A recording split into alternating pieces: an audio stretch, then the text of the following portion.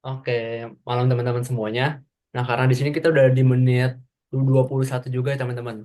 Apa kalau gitu kita langsung mulai aja untuk kelas responsi mata kuliah AI kita ya teman-teman. Oke. Nah, jadi paling kalau tadi kan di Komnet kayak aku lupa untuk suruh on cam ya guys. Nah, tapi sekarang kalau kalian bisa on cam, boleh on cam ya guys ya. Ya sekalian temenin lah, biar aku juga nggak sendirian di sini. Oke. Nah, paling ya aku juga mau say ya selamat kepada kita semua karena sudah melalui Komnet ya tadi ya. Ya semoga ya seharusnya nilainya bagus lah ya kalau tadi udah join ya. Ya kalau PG-nya kan sama persis tuh. Ya kalau esainya ya kurang lebih lah ya. Nah, paling sekarang kita langsung mulai aja untuk yang AI. Kalau sekarang aku juga udah ada ngebuat sebuah Notion.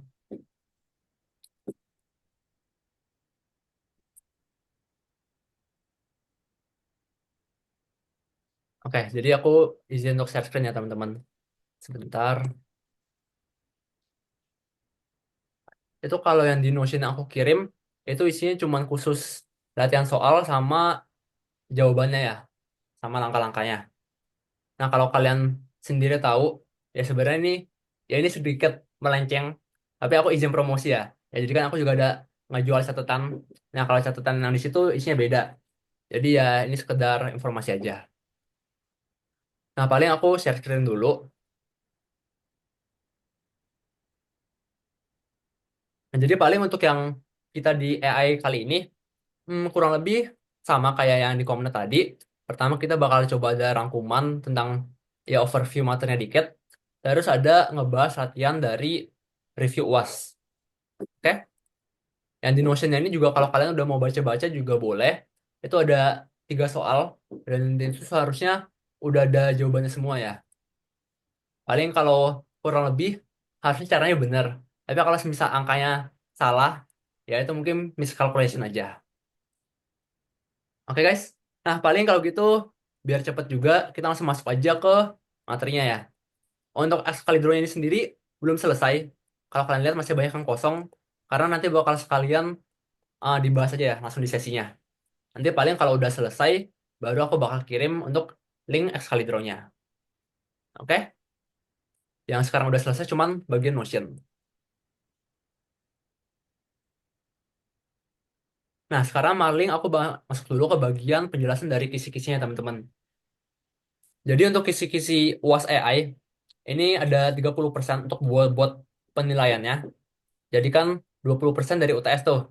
Ya, semoga UTS kita ya bagus-bagus lah ya. Nah, itu jadi 20%. Terus 50%-nya lagi dari AOL. Ya, semoga awalnya juga bagus lah ya. Nah, untuk UAS ini sendiri, seharusnya dari kisi-kisi yang aku dapat, dia ada 5 soal. Yang pertama itu satu teori, di mana dia benar-benar ya kayak teori aja. Teori tentang machine learning ataupun tentang AI ethics. Oke? Nah, terus ada lagi 4 soal lainnya adalah soal perhitungan. Yang pertama ada topiknya fuzzy set. Dia seharusnya nanti menggunakan salah satu metode namanya itu Takagi Sugeno. Oke? Jadi nanti bakal kita spesifikin untuk belajar pakai metode ini juga. Nah, terus untuk perhitungan kedua ada decision tree, terus ada juga k-means, dan ini sebenarnya kurang lebih mungkin ada soal konsep atau teori dari KNN. Tapi untuk perhitungan itu seharusnya cuma k-means-nya aja. Kalau ini cuma konsepnya. Terus perhitungan yang terakhir ada ANN atau Artificial Neural Networks. Oke? Nah, paling kalau semisal mau diurutin dari tingkat difficulty-nya per masing-masing topik, itu seharusnya mungkin kayak gini ya. Ini mungkin subjektif dari aku sendiri. Yang paling gampang ya pasnya teori, terus KNN sama K-means, terus decision tree, WASI-Z sama ANN. Oke? Nah, nanti kalau semisal kita udah selesai ngebahas semuanya, kalau semisal kalian merasa tingkat difficulty-nya berbeda dengan yang ini, ya nggak apa-apa. Itu kembali lagi kepada kita masing-masing. Oke guys. Nah, paling untuk kisi-kisinya aman semua kah? Atau ada yang mau ditanyain teman-teman?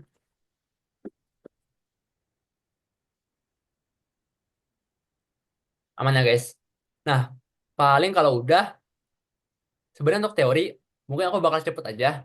Jadi kan tadi yang pertama itu tentang machine learning ataupun AI ethics ya. Yang ada di Excalibur ini masih tentang machine learning aja. Nah, jadi tentang machine learning, ya intinya kalau machine learning ya kita ngebuat sebuah algoritma dan model untuk komputer bisa belajar sendiri. Nanti modelnya ini bisa di training, terus digunain untuk mungkin kayak ngeprediksi data atau ngelakuin sesuatu. Itu inti daripada machine learning.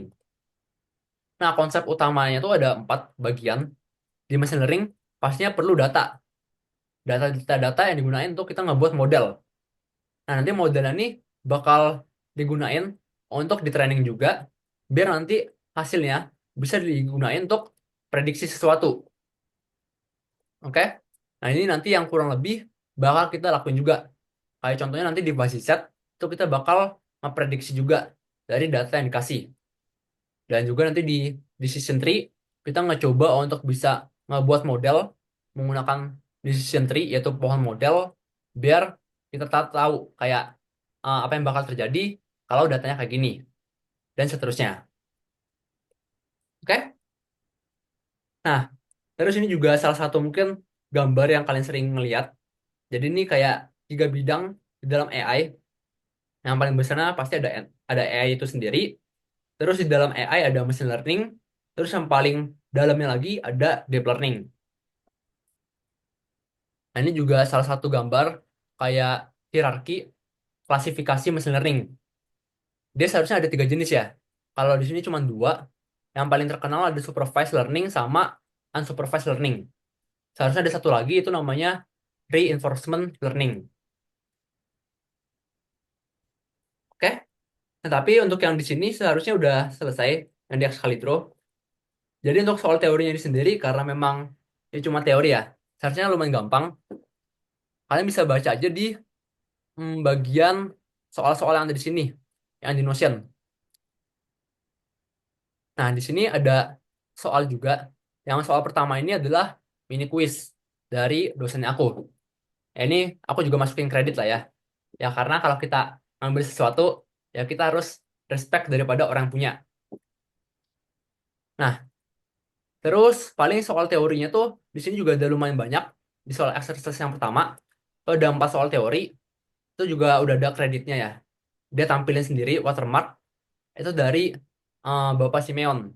D8, D6834. Oke?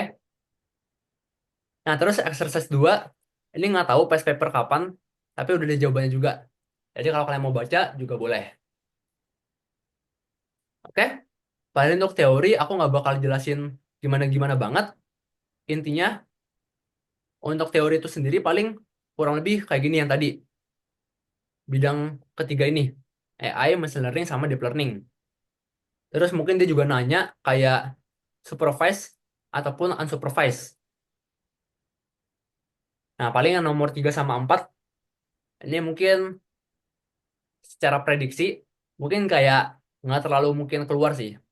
Soalnya kan soal teorinya juga cuma satu ya teman-teman. Oke, paling untuk soal teori kayak gitu sih kurang lebih. Nanti kalian bisa baca lagi di Notion-nya. Nah, paling dari kalian untuk yang bagian teori dulu, ada mau yang ditanyain ya enggak ya teman-teman?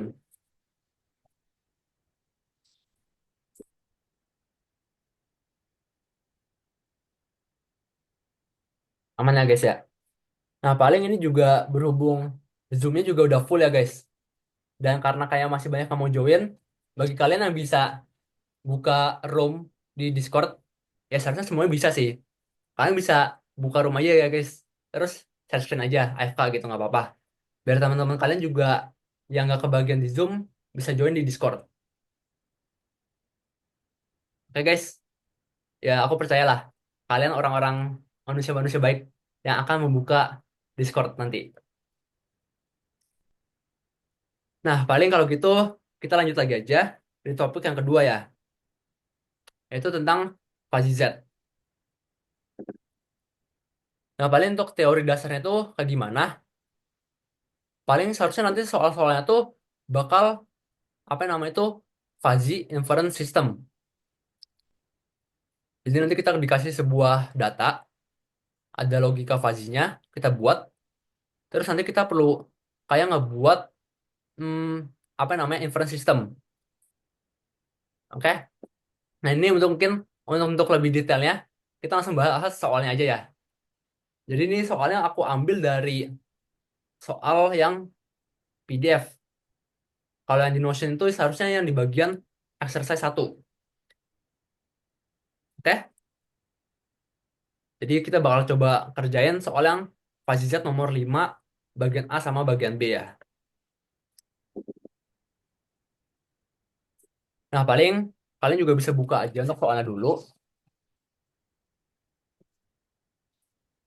Jadi paling kurang lebih kalau kalian baca soalnya di sini, intinya kalau soal fuzzy Z, ini seharusnya bakal kasih ada variabel inputnya. Ini datanya kita untuk kita olah. Di sini ada 3 atribut, kadar, BMI, sama paparan sinar matahari. Nah, per masing-masing atributnya dia ada kasih, bisa dibilang 3 value. Ada defisiensi, insufisiensi, dan lain sebagainya. Oke? Nah, outputnya itu berupa estimasi kebutuhan konsumsi vitamin D3. Dan dia juga ada kasih apa yang disebut dengan aturan fuzzy. Oke? Jadi sih seharusnya soalnya ada kasih variable input sama aturan fuzzy-nya.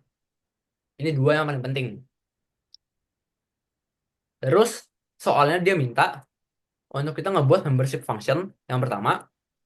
Terus kita juga gambar kurva menggunakan function segitiga ataupun trapezoid untuk masing-masing kategori. Berarti nanti seharusnya ada 3 gambar kurva. Itu soal yang bagian A ya. Terus yang soal yang bagian B, nah ini yang tadi aku bilang, fuzzy Z dia kita gunakan untuk memprediksi sesuatu. Contohnya ada seorang pasien punya nilai per masing-masing atributnya kayak gini. Nah, kita disuruh prediksi estimasi kebutuhan vitaminnya berapa menggunakan fuzzy Sugeno. Oke? Jadi ini paling soal yang bakal kita kerjain ya teman-teman. Kalau udah aman dibaca, kita langsung kerjain aja biar nggak kemalaman. Jadi pertama mungkin untuk yang bagian A,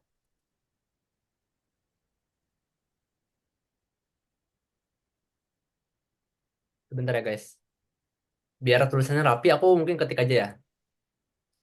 Nah, jadi pertama mungkin aku bakal ngerjain yang gambarnya dulu, gambar kurva. Untuk misalkan kategori kadar D25 OH.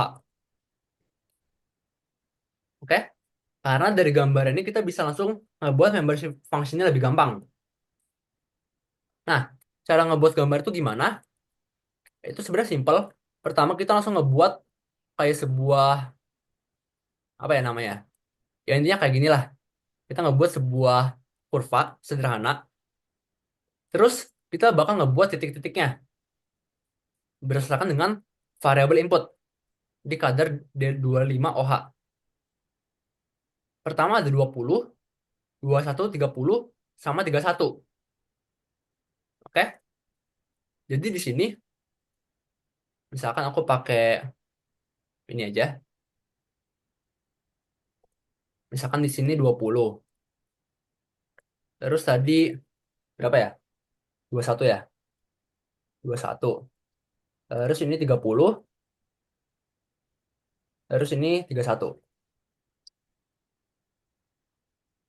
Nah, yang sumbu X ini melambangkan apa? Yang sumbu X itu dia melambangkan nilai X. Kalau yang ini dia melambangkan nilai fuzzy-nya. Dia menggunakan mu ya. Mu ke X. Oke? Nah, kurang lebih kayak gitu. Nah, karena ini melambangkan probabilitas daripada X-nya itu terjadi, dia maksimal nilainya adalah 1. Karena kan ya sebuah probabilitas maksimal nilainya 1. Jadi di sini sampai 1. Dan yang paling bawah adalah 0. Nah, terus kita perlu ngebuat 3 garis untuk masing-masing value-nya. Defisiensi, insufisiensi, dan juga normal. Nah, kadar D25OH dinyatakan defisiensi kalau dia kurang dari sampingan 20. Oke? Berarti probabilitas defisiensi bakal selalu 1 apabila X-nya itu dari 0 sampai 20. Makanya kita bisa tarik garis saja. Bentar. Kayak gini. Yang warna orange adalah yang defisiensi. Dia kalau X-nya itu 0 sampai 20, dia nilainya 1. Tapi kalau udah misalkan ke 21, dia udah nilainya 0. Kita tarik aja ke bawah. Kenapa dia 0 di 21? Karena nanti nilai 21 sampai 30 itu adalah nilai insufisiensi. Oke? Nah, makanya di sini kita ngebuat garis baru.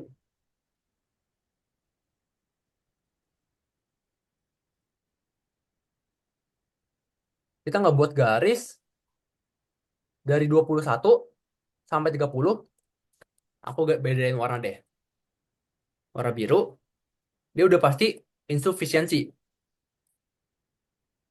Nah, tapi kan kalau kayak gini dia melayang gambarnya. Logikanya, probabilitasnya itu bakal dimulai ketika dari 20. Jadi dia naik kayak gini. Jadi di antara 20 sampai 21, dia probabilitasnya bisa insufisiensi yang orange ataupun defusiensi yang warna biru. Baru ketika 31, yang warna biru ini udah pasti 0 karena ini udah normal. Makanya di sini kita tinggal ngebuat garis aja dari 30 ke 31, ini dia bakal naik yaitu garisan normal, dan dari 31 sampai infinity dia bakal selalu normal. Oke? Jadi ini gambar untuk yang kadar D25OH. Dia bentuknya trapezoid ya. Sama kayak yang diminta sama soalnya. Nah, mungkin sampai di sini dulu teman-teman untuk gambarnya aman nggak ya? Seharusnya simpel sih. Cuma gambar sesuai dengan variabel inputnya aja.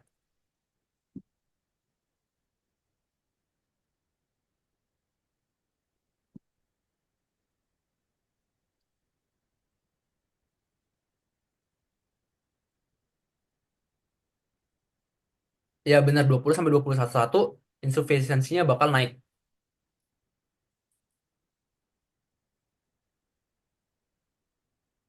Untuk yang kurva segitiga itu bakal yang BMI ya.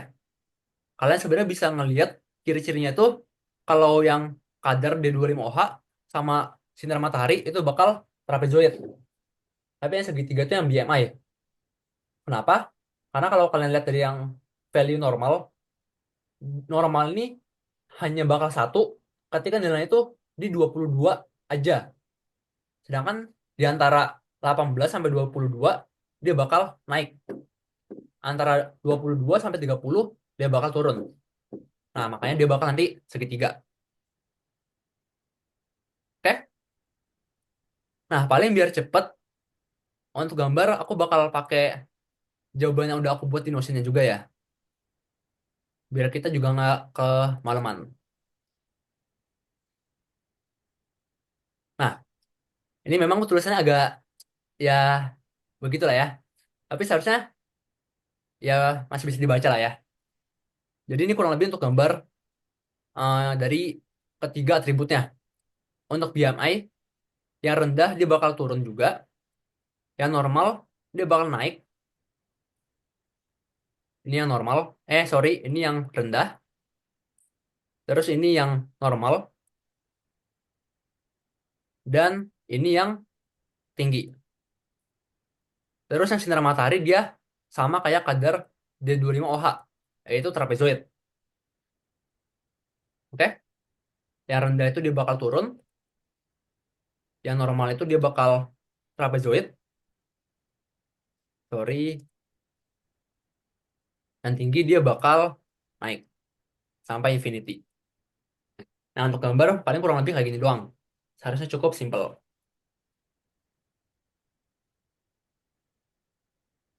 Oke, untuk cara gambar juga sama kayak tadi sih. Kalian lihat dari variabel inputnya.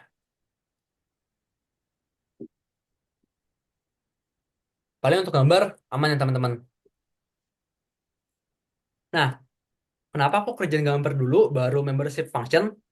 Karena sebenarnya membership function tuh bisa kita dibantu dengan visualisasi gambarnya. Oke?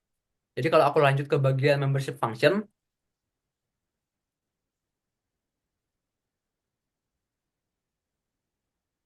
nah jadi membership function itu adalah ketika nilai X-nya itu berapa, maka dia tuh tergolong probability-nya apa. Intinya kayak gitu. Jadi dengan gambar ini, misalkan aku ngetulis dulu deh. Untuk yang kadar juga ya, kadar D25OH. Dia kan punya tiga value. Ada yang pertama, apa ya? Defisiensi. Yang kedua itu insufficiency. Yang ketiga normal.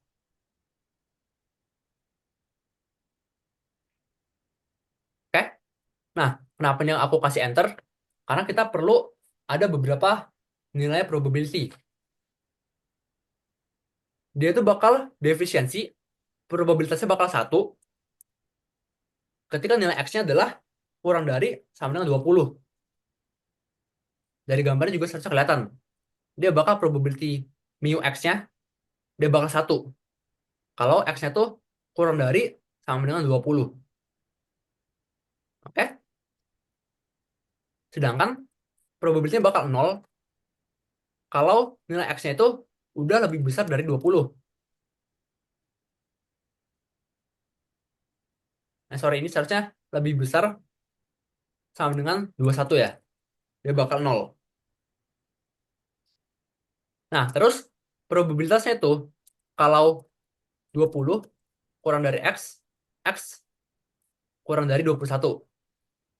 Nah, dia probabilitasnya bakal berapa? Ini kita bakal ngepakai sebuah fungsi. Rumusnya itu karena kurvanya ini adalah turun, kalau aku ngelihatnya itu dari titik yang kita sentuh di nol. Karena titik yang kita sentuh ini adalah 21 dan dia itu ada di bagian kanan, artinya lebih besar daripada 20, berarti fungsinya itu adalah 21 dikurang X, dan ini nilainya akan dibagi dengan 21 kurang 20, which is ya ini sebenarnya cuma satu. Oke? Jadi ini cara kita ngitung probability ketika nilai X-nya tuh di antara 20 sama 21. Link Notion-nya juga udah aku share ya. Mungkin kalau tadi nggak dapat, aku share ulang deh.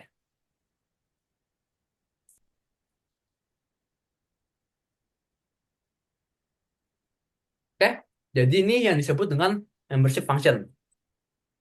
Mungkin biar kalian tadi ngebuatnya lebih rapi, kalian bisa tulis aja di sini mu X ya. Mu X itu bakal satu jika ini. Nah, tapi mungkin biar aku lebih cepat, aku masih tulis kayak gini. Tapi nanti kalau kalian di ujian, ya kalian tulis aja kayak gini ya. Mu X itu bakal probability satu jika X-nya itu berapa.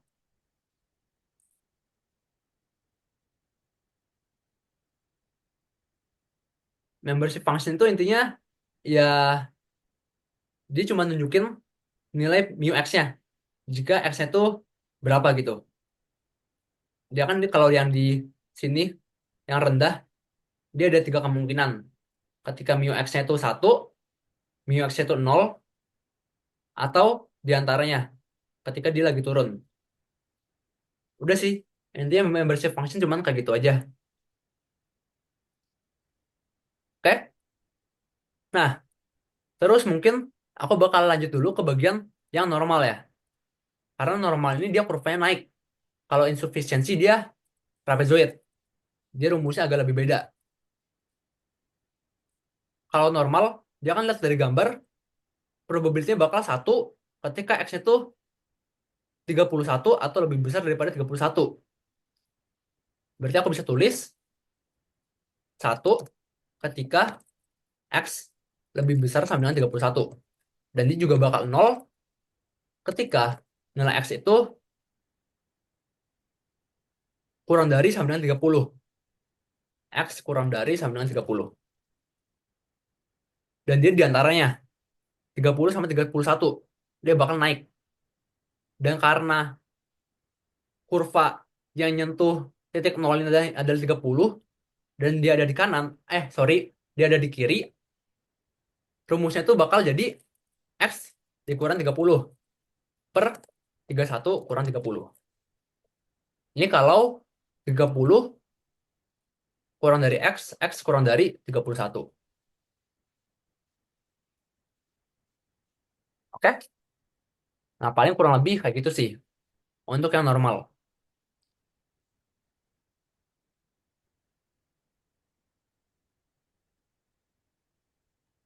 X kurang 30, ya ini sebenarnya kalau kalian mau ada rumusnya, itu kalian bisa cari ya. Rumus untuk ini namanya upper function, ini namanya lower function, ini trapezoid function, terus nanti yang segitiga itu triangular function. Itu ada rumusnya sih. Tapi kalau kalian pakai visualisasi, seharusnya kelihatan kayak gini.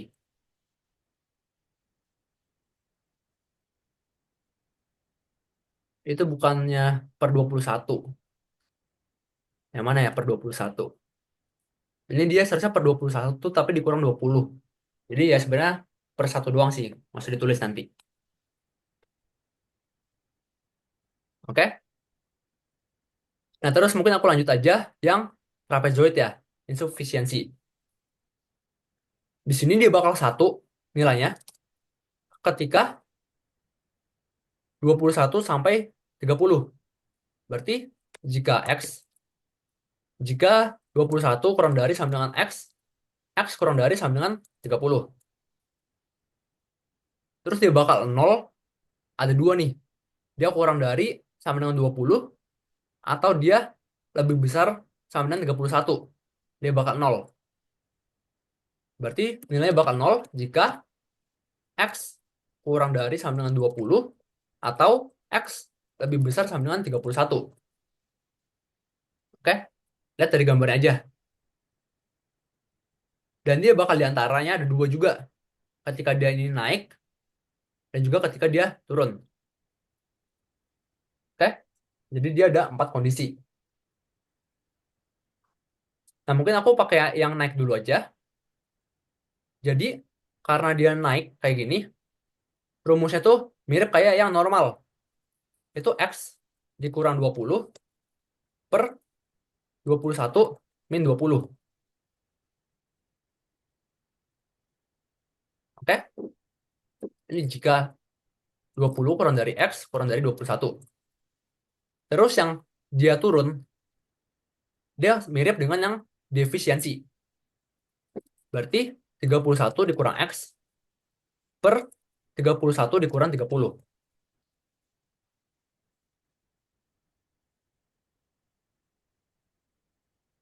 Oke? Nah, untuk membership function atribut pertama udah selesai. Ya, seharusnya cuma kayak gitu doang.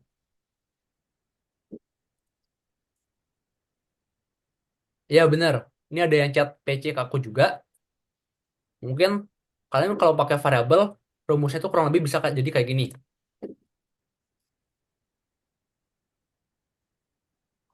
Tapi ini sebenarnya kalau kalian buka PPT Binus, itu seharusnya ada juga sih dikasih rumusnya. Tapi kalau dari aku sendiri, ya lebih enak pakai visualisasi gambar aja. Nggak perlu ngafal rumusnya. Karena kan kita juga nggak pakai cheat sheet ya. AI cuman bawa kalkulator doang. Nah, paling untuk membership function udah aman ya guys ya. Untuk yang sisanya, kalian bisa baca juga dari yang ada di Notion. Yang di Notion juga aku cuma sampai BMI-nya doang sih. Karena kan dia segitiga ya, agak beda. Untuk yang paparan sinar matahari, dia seharusnya sama kayak kadar D25 OH. Cuma beda angkanya doang. Oke?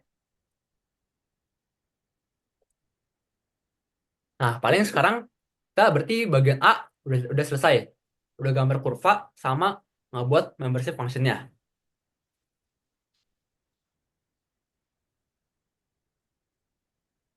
Oh ya, paling bentar ya. Aku mau ngecek Discord-nya juga nih. Oke, mantap. Ada yang open ya. Makasih orang-orang baik ya. Mantap guys. Semoga kalian ya nilainya bagus lah ya guys ya. Nah, yaudah kalau gitu kita lanjut lagi aja. Sekarang kita bagian yang B ya.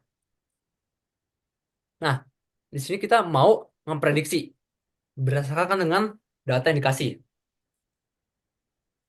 Jadi mungkin biar lebih kayak terstruktur, aku kasih aja kayak beberapa stepnya ya.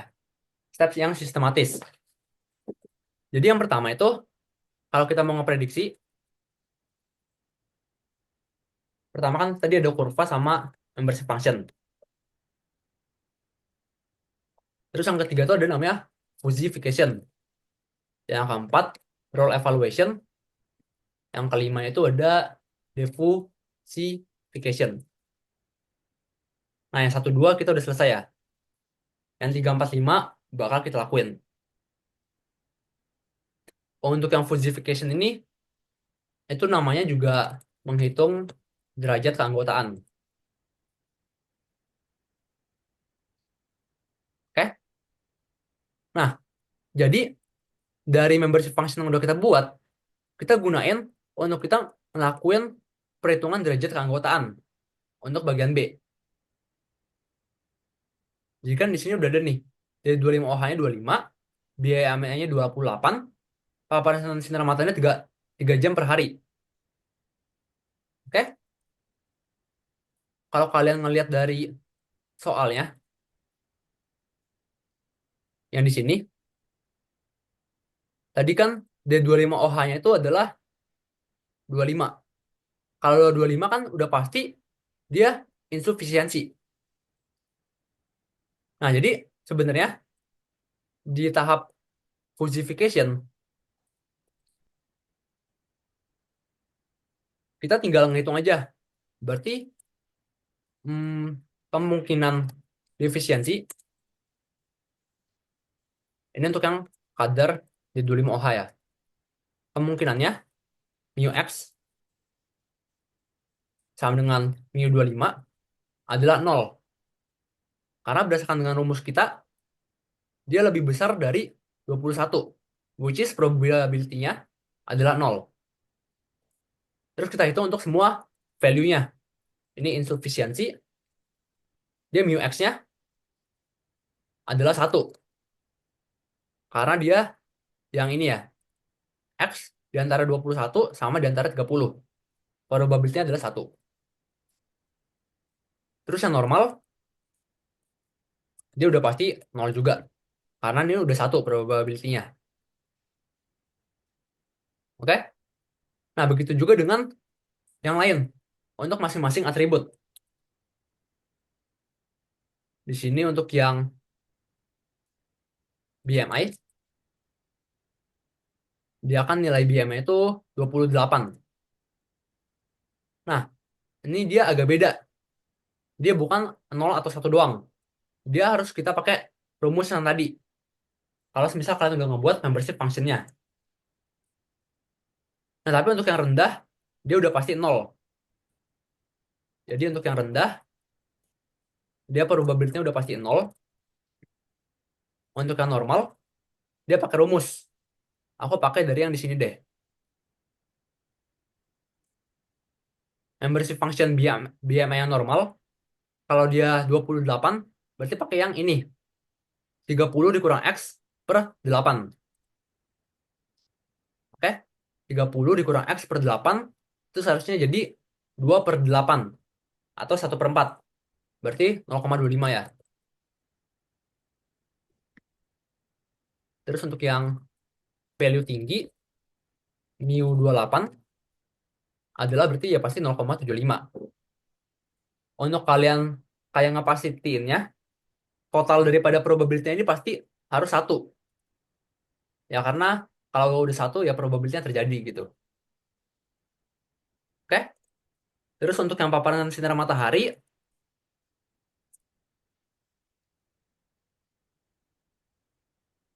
dia kan nilainya 3 jam ya per hari. Berarti dia udah pasti sedang. Nah, ini aku langsung cepet aja teman-teman. Karena ini kita udah kemakan waktunya lumayan lama. Ini sedang, dia udah pasti satu. Sisanya itu rendah sama tinggi, dia nol. Oke? Untuk yang step ketiga, classification udah selesai. Udah kayak gitu aja. Nah, ini seharusnya ya gampang lah ya. Ini cuma ngitung doang, masukin ke rumus dari membership function. Nah, terus sekarang yang step keempat, yaitu role evaluation. Kita perlu ngitung dari aturan fuzzy yang dikasih. Oke? Untuk yang pertama, jika D25OH itu defisiensi, BM itu tinggi, dan paparan sinar matahari rendah, maka kita ngitung nilai ini. Nah, di role evaluation, aku tulis dulu, misalkan role pertama. Di masing-masing role, kita perlu ngitung atau ngecari nilai alfa, nilai Z, sama nilai hasil.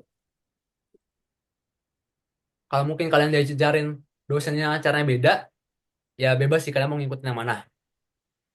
Nah, nilai alfa ini, karena gimana? Kita menggunakan 3 input yang dikasih di sini. Dan karena dia tuh, apa ya, dipisahkan dengan dan, dia kan berarti ketiganya harus benar. Ketiganya itu dipenuhi.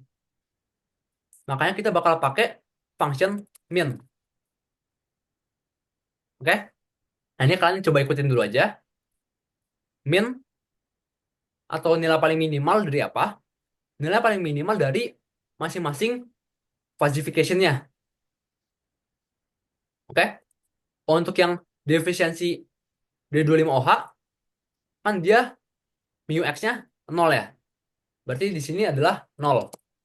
Untuk BMI tinggi, dia mu X-nya adalah 0,75. Untuk falsification paparannya rendah, dia 0 juga.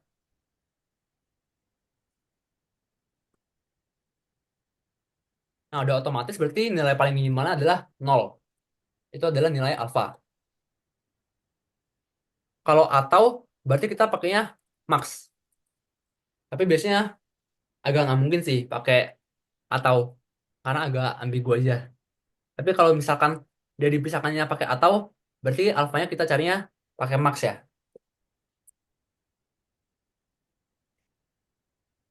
Nah, terus nilai Z itu gimana? Nilai Z itu adalah kita ngitung aja. Ngehitung yang ini. Meskipun alfanya itu udah 0, ini kita tetap hitung menjadi nilai Z. Oke? Nah, BMI-nya tadi itu adalah 28.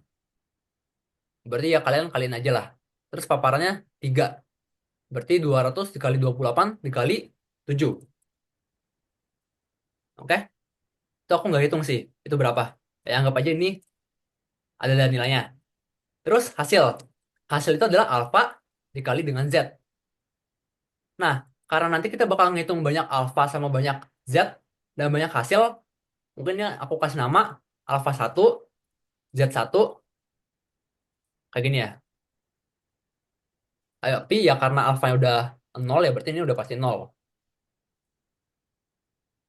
Oke? Begitu juga untuk semua role yang lain. Kalian hitung menggunakan dengan falsification yang udah kalian dapat. Oke? Nah, nanti kalau kalian udah hitung semuanya, ini sebenarnya nilai alfa yang nggak 0 itu cuma di role yang ketiga. Oke? Dia nilai minimal alfanya adalah 0,25.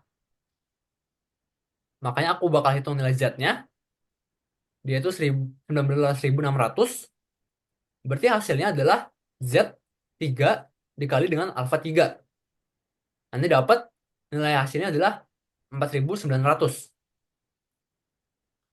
Oke? Nah, untuk rule evaluation udah selesai. Kalau kalian udah ngehitung semua rule yang dikasih sama soal. Oke? Baru tahap yang paling terakhir, ada namanya itu Devusification. Dia ini adalah ya nilai prediksinya lah. Nilai yang mau dicari sama soalnya. Seharusnya rumusnya tuh, kalau aku nggak pakai simbol ya, dia intinya adalah sum dari hasil per sum dari alfanya. Ya, seharusnya kayak gini. Nah, tapi karena di sini semua alfanya nol kecuali yang row 3 yaitu 0,25, dan juga semua hasilnya adalah nol kecuali row 3 which is 4.900, makanya nilai hasil prediksinya adalah 4.900 dibagi 0,25 which is balik lagi ke 19.600 karena row yang lainnya udah nol.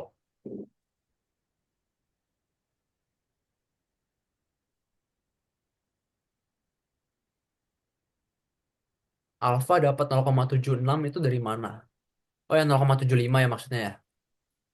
0,75 ini karena dari yang roll satu, roll satu kan ketika BM-nya tinggi. Kalau BM-nya tinggi, kita pakai yang di sini. Dia 0,75.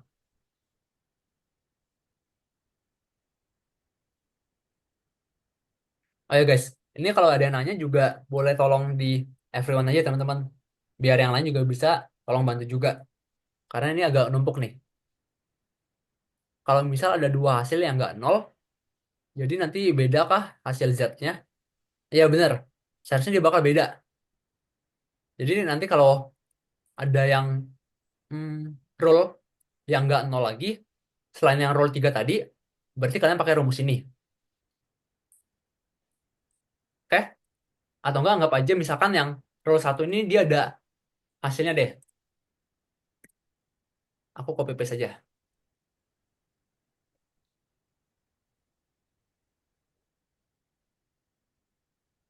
Kalau misalnya ini ada hasilnya, misalkan berapa lah? 1.000, ini sama misalkan 0,1.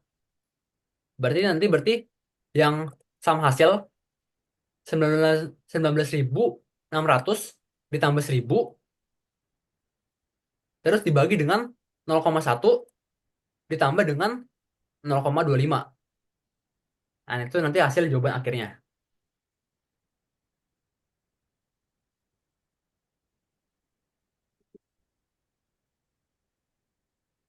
Untuk yang the zoofication itu, kalau pakai Sugeno sih dia seharusnya pakai average ya. Kalau Max Method, kalau aku nggak salah, itu dia bukan Sugeno sih.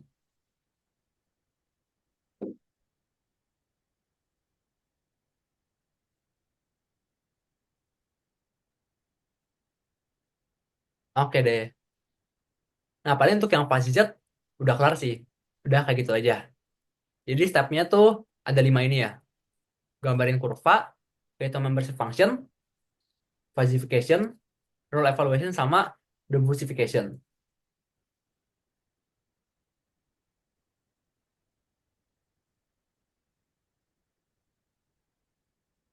Oke teman-teman, paling harusnya udah aman lah ya. Untuk fuzzy, udah kayak gitu. Nanti kalau semisal kalian mau coba latihan yang lain, itu kalian bisa coba yang, ada kan ini aku lagi bahas yang exercise satu ya. Kalau kalian mau coba yang ini, ini juga boleh. Jawabannya juga seharusnya udah lengkap di sini.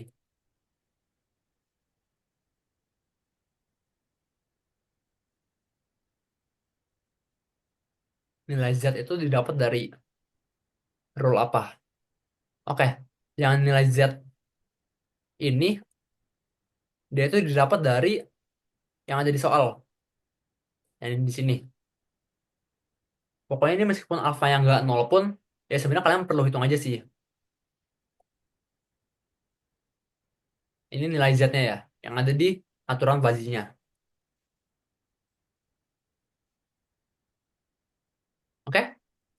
Nah, paling karena kita udah lewat 1 jam juga, kita lanjut, lanjut ya guys ya. Kita lanjut ke topik yang kedua. Ya kalau teori kehitung ya berarti ini topik ketiga, yaitu tentang decision tree.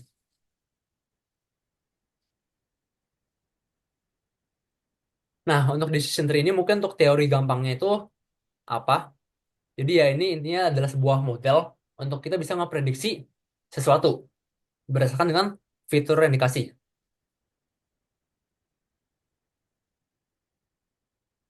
Ya, untuk jawaban sekali dulu nanti bakal aku kasih juga ya teman-teman. Oke? Nah, untuk decision tree, ini contoh soalnya. Aku pakai yang dari sini juga. Sekarang kita lanjut ke nomor 6. Nah, biasanya kalau di decision tree dia bakal kita minta untuk mencari apa yang namanya itu root node. Oke? Dengan langkah-langkah perhitungan entropi sama information gain. Nah, ini tuh apa? Dan nanti kita bakal sama-sama hitung. Intinya, kalau di decision tree, dia tuh stepnya juga nggak terlalu banyak kayak tadi. Dia cuma ada 3. Yang pertama itu adalah menghitung nilai entropi semesta atau HS. Yang kedua adalah menghitung information gain. Terus tadi yang diminta sama soal adalah mencari root node. Itu adalah information gain terbesar. Oke? Jadi stepnya cuma 3 ini sih ya seharusnya. Nah, jadi untuk pertama, cara ngitung entropi semesta itu gimana? Aku buka dari sini aja. Nah, rumusnya tuh kayak gini ya. Mungkin kalau pakai simbolnya dia memang agak ribet dipahamin. Tapi intinya itu adalah penjumlahan atau sum dari probabilitas setiap kategorinya dikaliin dengan log 2 dari probabilitasnya juga. Oke? Nah, itu maksudnya gimana? Aku bakal langsung jawab di sini aja ya, teman-teman. Jadi untuk menghitung nilai HS, kita ngitung yang di bagian target di sini, yang jenis pengobatan. Oke? Kita pisahin value-value dari targetnya ini, yang dia tuh beda-beda. Maksudnya gimana? Misalkan aku pakai warna deh. Hmm. Nah, pertama ada metformin. Ini misalkan warna hijau, dia ada 3 jumlahnya.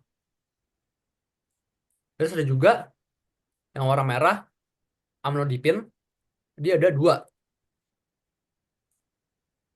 Terus ada lagi yang inilah, depannya G, dia ada 2 juga. Dan terakhir ada lisinopril, dia ada 3. Dari total semuanya adalah 10.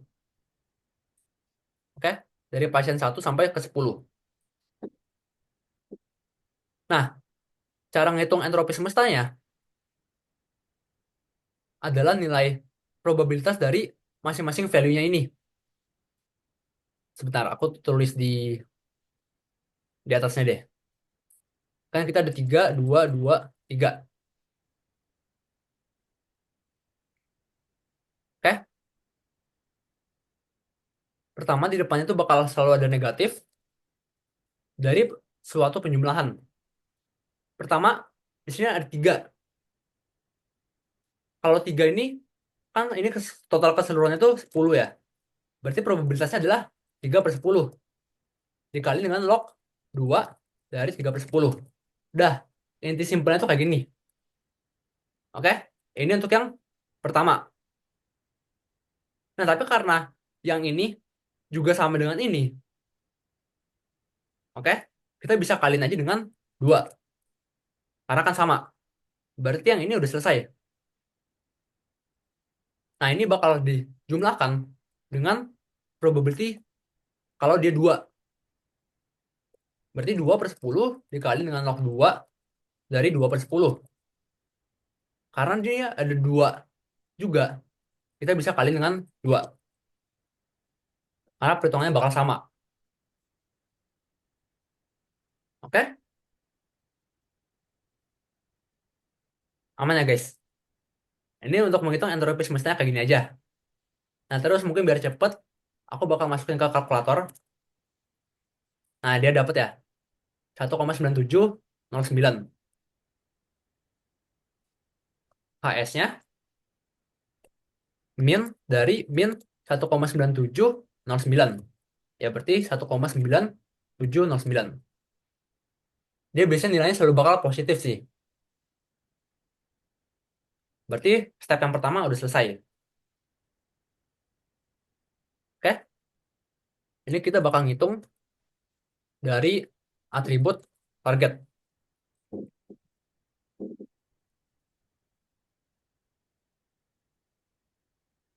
Oke?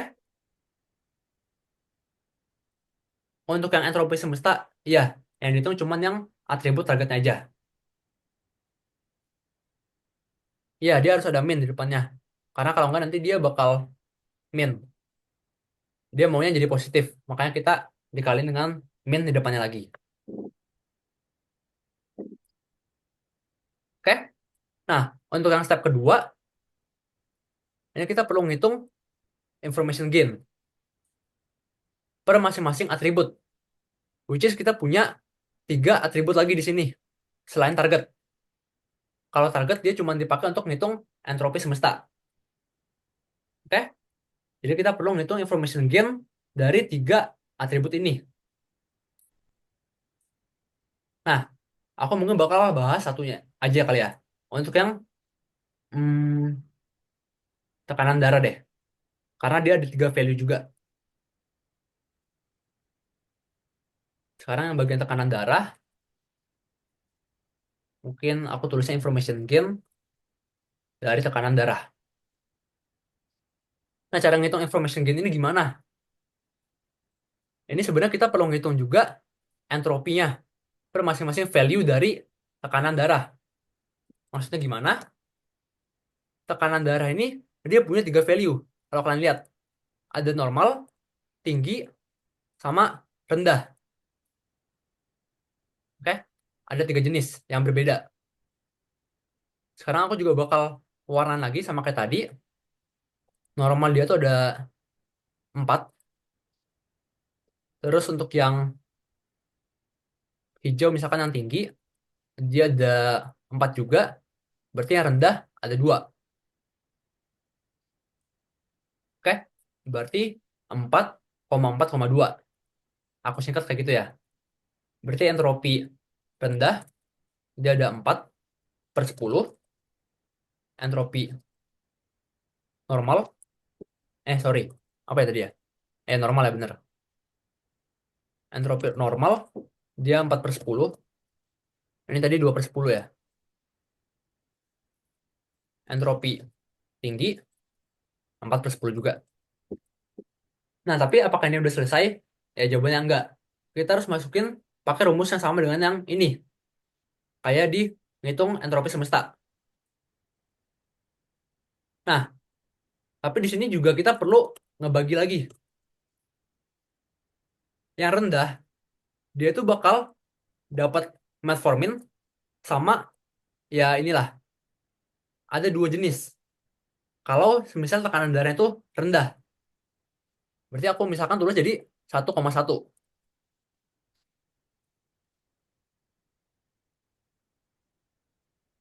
Nah, baru ini kita pakai cara yang sama dengan menghitung entropi semesta. Berarti H. Ya aku nggak tahu simbolnya siapa. H rendah deh. H rendah berarti min dari, berarti kan ini probability-nya cuma 1/2. Ya kan? Nah, berarti 1/2 dikali dengan log 2 dari 1/2. Nah, tapi daripada kita ngetambahin dengan yang sama kayak gini, ya kan sama-sama 1 ya. Daripada kita kayak gini ya mending tinggal dikaliin 2 aja.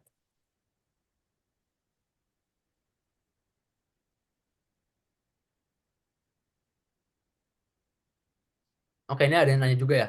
Untuk target itu nggak selalu genap sih. Bisa ganjil juga. Kalau log 2 itu juga dari rumusnya teman-teman. Kalau positifnya mau diganti jadi nilai mutlak, hmm, boleh-boleh aja sih nggak apa-apa. Tapi kalau dari rumus asalnya sih dia negatif ya.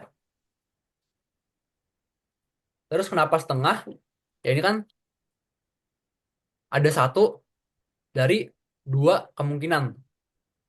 Ya berarti probabilitasnya setengah. Oke? Nah terus kalau aku masukin kalkulator,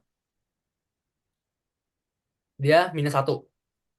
Minus satu dikali dengan minus berarti satu. Oke? Begitu juga untuk yang normal nih. Yang normal kita perlu ngeliat lagi di targetnya. Kalau yang ini dia bakal metformin, yang ini dia bakal geli-geli ini, terus yang ini dia bakal lisinopril, terus ini metformin lagi. Berarti dia ada 2,1,1. Dia dua itu yang metforminnya ada dua kali, terus yang dari sini dia ada gli ini sekali sama lisinopril sekali. Berarti di sini mungkin aku tulis lagi 2,1,1. Berarti H normal atau entropi normal adalah minus. Nah, kalau yang dua, dia akan berarti 2 dari 4 totalnya. Berarti 2/4 adalah setengah. Setengah dikali log 2 dari setengah. Nah, karena 2 ini dia cuma sendirian, kita nggak perlu kaliin dengan apapun. Oke? Baru yang satunya ini, berarti 1/4. Oke? 1/4 dikaliin dengan log 2, 1/4. Nah, baru dikaliin dengan 2. Karena dia muncul dua kali. Oke? Aku pakai kalkulator lagi. Dia minus 1,5. Ya, berarti dia jadi 1,5.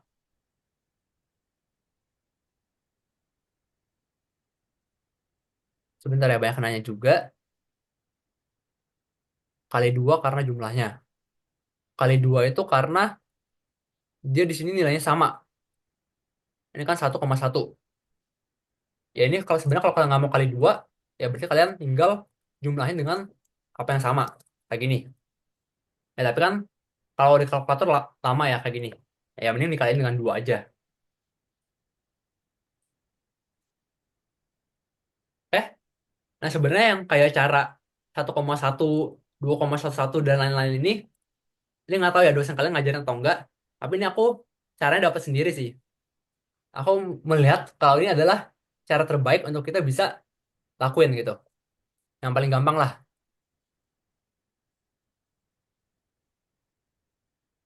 Untuk kalkulator seharusnya di set ke degree sih. Ya seharusnya degree ya.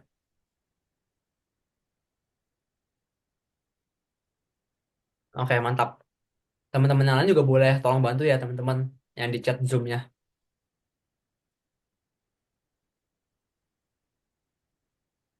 Nah terus yang terakhir deh, yang tinggi.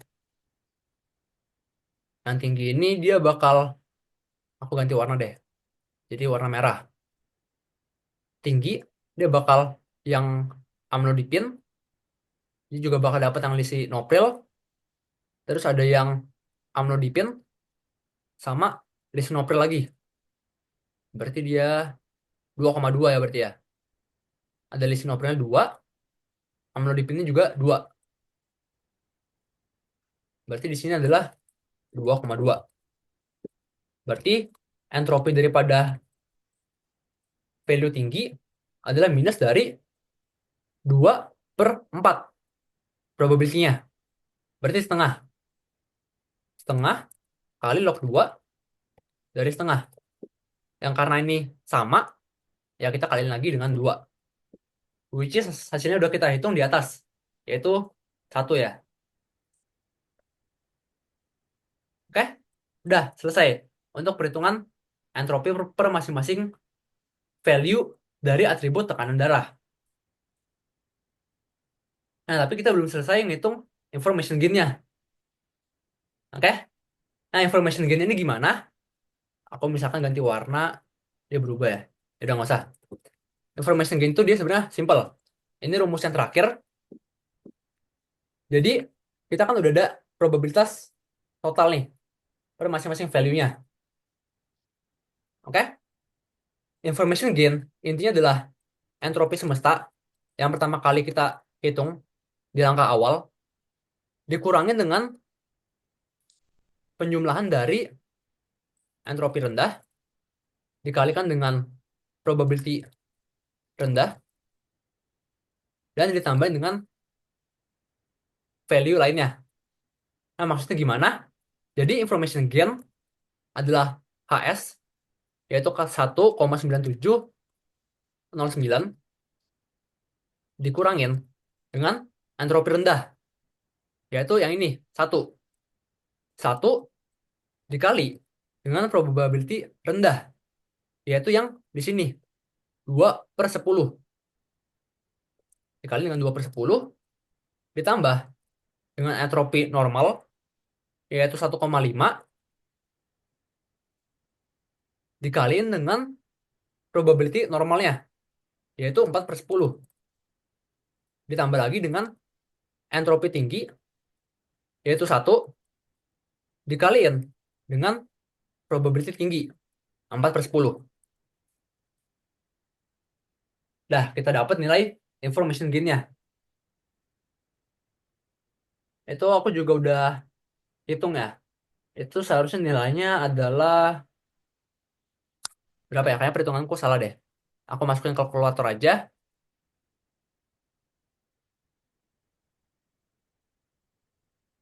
0,7709 ya. 0,7709. Ini adalah information gain untuk atribut pertama, yaitu tekanan darah. Oke? Kalian perlu lakuin hal yang sama lagi untuk mencari information gain untuk atribut kadar gula sama usia pasien. Oke?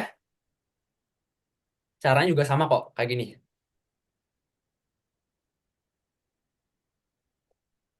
Nah, ini di chat banyak banget ya.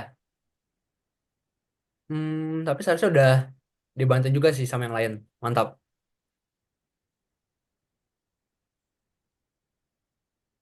Oh ya, bener juga ya. Aku juga belum ngecek sih kalkulator aku ada log 2 atau enggak ya. Ya, dan nanti kalian juga perlu ngecek sih. Ada log 2 atau enggak.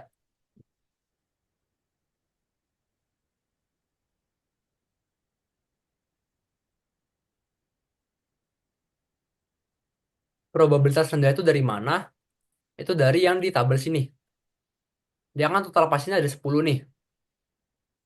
Dari 10 pasien ini yang tekanan darahnya rendah ada 2. Yang normal ada 4. Yang tinggi juga ada 4.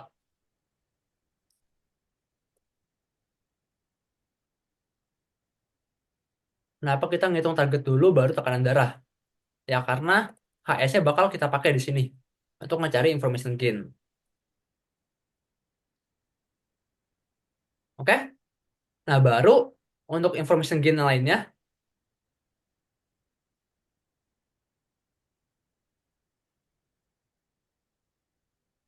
ada di sini juga ya jawabannya ya. Nanti information gain paling tinggi itu ada di atribut kadar gula darah. Jadi information gain-nya adalah 0,929. 0,999 ya. Ya aku buatnya jadi satu. Nah, karena dia itu information gain paling tinggi, makanya root node-nya adalah kadar gula. Oke? Jadi root node ini adalah sebuah atribut yang information gain-nya paling tinggi.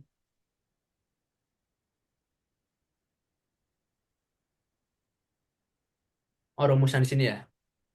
Rumus ini.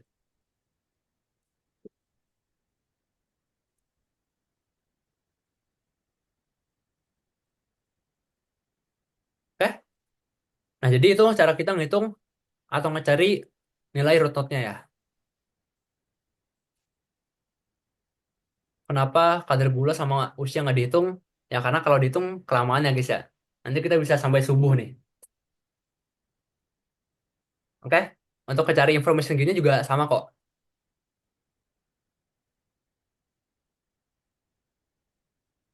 Ya benar kita perlu ngitung semuanya ya. Dan IG itu ya kita perlu ngitung semua atribut, cari IG-nya, yang paling tinggi itu jadi root node-nya. Oke? Nah paling terakhir deh. Terakhir dari decision tree, mungkin kalau dia minta gambar, itu sebenarnya lumayan simpel sih. Biar cepet aku langsung pakai yang di sini ya. Untuk gambarnya itu, langkah yang paling pertama, kalian jadikan root node menjadi hmm, apa ya? Yang paling atas lah intinya. Root node-nya kan tadi kadar gula. Jadi dia gambarnya paling atas. Oke? Kadar gula itu dia punya dua value, normal atau tinggi. Oke? Jadi kalian ngebuat dua garis juga sesuai dengan jumlah value-nya. Di sini adalah yang normal, di sini adalah ketika kadar gulanya tinggi. Nah, kalau misal kadar gulanya itu normal, apakah kita langsung bisa cari tahu targetnya atau enggak? Nah, maksudnya gimana? Apakah dengan normal ini semua targetnya itu sama satu jenis doang atau enggak? Nah, kalau enggak, kita berarti butuh atribut yang lain, either tekanan darah atau usia pasien. Nah, cara nentuin antara dua ini yang mana? Itu adalah information gain yang lebih tinggi antara kedua atributnya ini.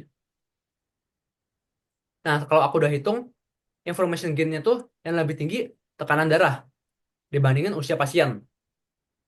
Nama be?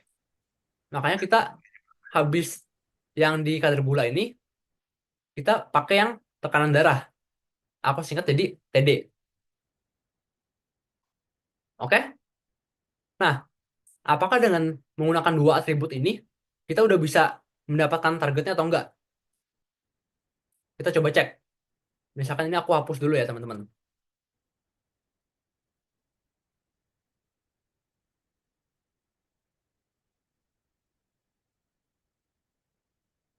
Nah, tadi kan kita bakal pakai dua atribut ini, tekanan darah sama kadar gula. Yang di sini kan adalah kadar gula yang normal. Terus ini adalah tekanan darah yang rendah.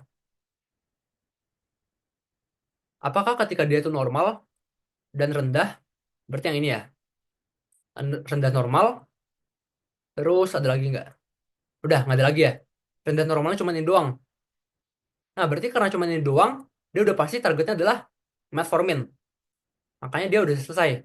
Jadi, hasil akhir, yaitu M, atau metformin. Nah, terus dengan apakah kadar gulanya itu normal dan juga tekanan darah normal, kita udah bisa dapat satu target yang sama. Kalau normal-normal kan yang ini ya, sama yang ini. Nah, dia sama-sama metformin. Berarti menggunakan dua atribut ini aja udah selesai ya. Hasilnya adalah metformin. Begitu juga untuk yang ini. Nah, tapi kalau misal yang di sini kalian lihat ada usia, itu kenapa? Karena kan jika kadar gulanya itu tinggi dan juga tekanan darahnya itu normal, tekanan darahnya tinggi, kadar gula normal, ini tinggi, ini normal, dia targetnya beda. Bisa amlodipin atau ini amlodipin juga ya. Benar, tinggi normal, sama ini tinggi, ini normal. Benar guys, mabok nih. Tinggi, normal. Ada lagi nggak ya? Udah nggak ada ya? Oke, berarti seharusnya menggunakan dua ini aja udah selesai ya. Berarti dia seharusnya udah dapet. Oke? Nah, paling untuk cara gambar decision tree kayak gitu sih. Kalian cari dulu apakah menggunakan atribut satu aja udah bisa atau enggak. Kalau nggak bisa, kalian pakai tambahan atribut yang lain. Terus kalau nggak bisa lagi, pakai atribut terakhir.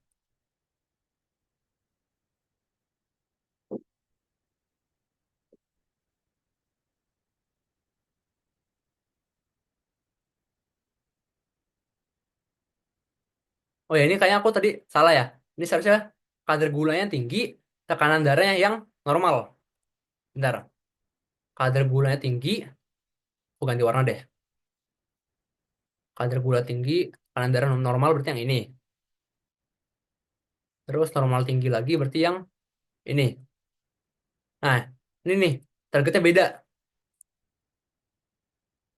Nah, kalau targetnya beda, berarti kita nggak bisa tentuin menggunakan dua atribut doang.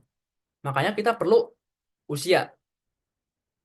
Nah, baru pasti kalau udah ada ketiga atributnya, ya udah pasti dapat targetnya yang mana. Oke? Paling itu cara ngebuat atau gambar di decision tree ya teman-teman.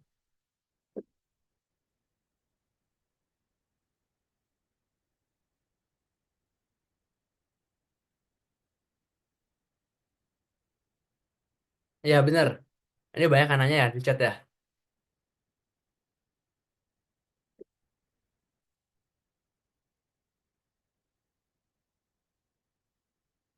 Semua variabelnya bakal dimasukin atau enggak? Seharusnya tergantung sih. Apakah dengan menggunakan satu atribut aja itu udah cukup atau enggak? Terus tadi cara ngepilih atribut yang lain itu gimana? Itu berdasarkan dengan information gain-nya ya. Dia lebih tinggi yang mana?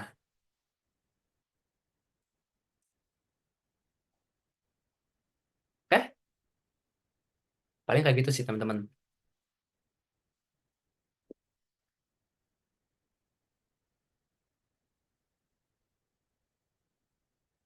Nah, paling untuk decision tree udah selesai nih. Dan kalian apakah ada yang mau ditanya dulu atau udah aman?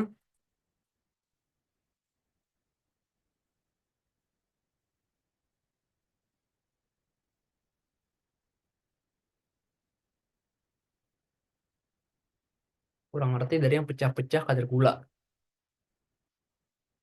Iya, yang HS itu selalu dari yang target ya. Pecah-pecah kadar gula itu yang mana ya? Oh, untuk yang gambar ya. Nanti kalau misal kalian belum ngerti, kalian bisa baca notesnya juga kok. Misalnya notesnya juga udah lengkap ya guys.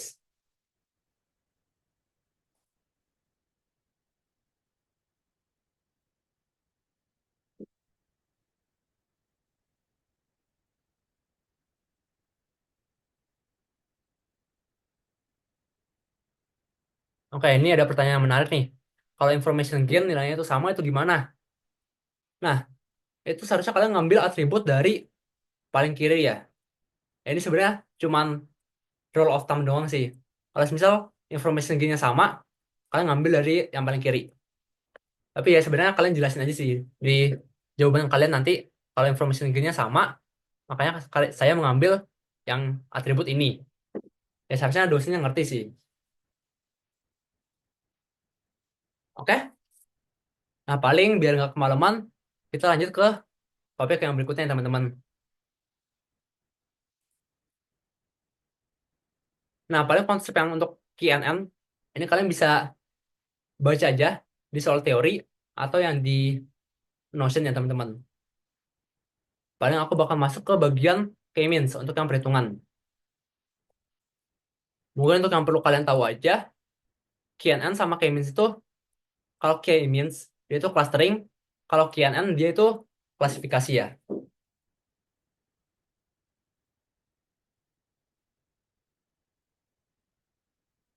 Nah, paling untuk yang K-means, dia perhitungan nih. Ini sebenarnya dia lumayan simple sih. Cuma dia paling agak panjang aja. Tergantung dari jumlah datanya. Oke? Nah, langkah-langkah di K-means ini gimana? Intinya dia tuh ada berapa step ya? Tiga step sih.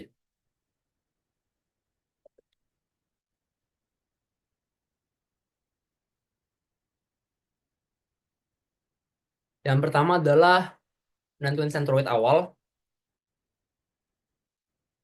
Terus yang kedua adalah assign nilai cluster. Yang ketiga itu update nilai centroid. Oke?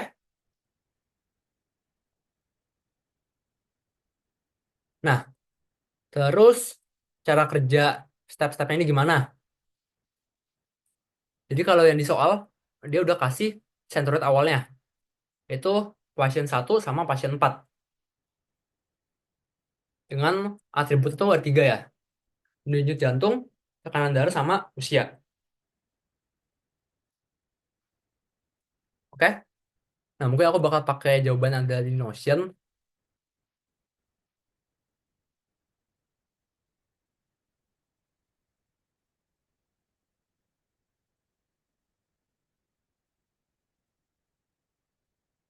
Nah, K-means ini dia cukup simpel. Dia cuma satu rumus doang, cuman dia hitungnya lumayan panjang. Nah, jadi pertama, dia kan udah dapet nih centroid awalnya. Udah dikasih sama soal. Pasien satu sama pasien 4. Centroid ini intinya dia bakal jadi pusat perhitungan. Oke? Pasien satu sama pasien 4, X ini yang denyut jantung, Y itu tekanan darah, Z itu yang usia. Aku singkat di sini ya. Nah, step kedua adalah assign clusternya. Dengan menggunakan rumus dari soal adalah Euclidean distance. Itu intinya daripada rumus tersebut, misalkan aku contohin ya, untuk yang pasien 2 deh, di sini. Untuk yang pasien 2, dia kan punya denyut jantung itu 80. Misalkan aku mau hitung nilai dari pasien 2 ke pasien satu ya. Karena pasien satu ini menjadi centroid pertama. Oke? Euclidean distance itu gimana cara kerjanya? Jadi dia itu adalah square root dari 80 dikurang 75 dikuadratin ditambah lagi dengan 110 dikurang 120 dikuadratin ditambah lagi dengan 35 dikurang 25 dikuadratin. Nah, ini tuh apa? Karena kita mau ngitung Euclidean distance dari pasien 2 sama pasien satu yang ada di sini, kita hitung ini selisihnya. Udah rumusnya kayak gitu doang sampai akhir. Kalian hitung sampai semua atributnya. Dari pasien ketiga ke pasien satu, pasien 4 sama pasien satu, sampai pasien 8 ke pasien satu. Itu untuk yang centroid pertama. Oke? Untuk centroid kedua berarti yang jadi pusat perhitungan adalah pasien 4. Jadi berarti kalian tinggal ganti aja. Misalkan berarti dari pasien satu ke pasien 4, pasien 2 ke pasien 4, pasien 3 ke pasien 4, dan seterusnya. Tinggal pakai rumus yang kayak gini. Oke? Ini kalau kalian mau ganti kayak misalkan jadi 75 kurang 80, itu tuh nggak apa-apa. Karena dia bakal dikuadratin juga. Hasilnya bakal sama. Oke? Nah, yang udah ada di sini tuh, yang udah jawaban dari Euclidean distance-nya. Karena ini pasien satu ke pasien satu, ya berarti pasti nol. Pasien 4 ke pasien 4 juga ya bakal nol. Nah, di step ini juga kita bakal nge-assign pasiennya ini ke masing-masing klaster. Kalau tadi pasien satu itu ada di klaster satu, klaster 2 itu adalah pasien 4. Cara masukin atau assign klasternya itu gimana? Itu dari perhitungan Euclidean distance-nya. Yang pasien satu kan udah pasti masuk ke klaster satu. Pasien 2 kita bandingin Euclidean distance yang paling rendah itu menjadi klasternya. Ini karena paling rendah dibandingin ini, makanya dia masuk ke klaster satu. Ini juga sama. Karena Euclidean distance lebih kecil di klaster satu, dia masuk ke grup klaster satu. Begitu juga sampai seterusnya. Oke, dia simple, cuma kayak gitu aja.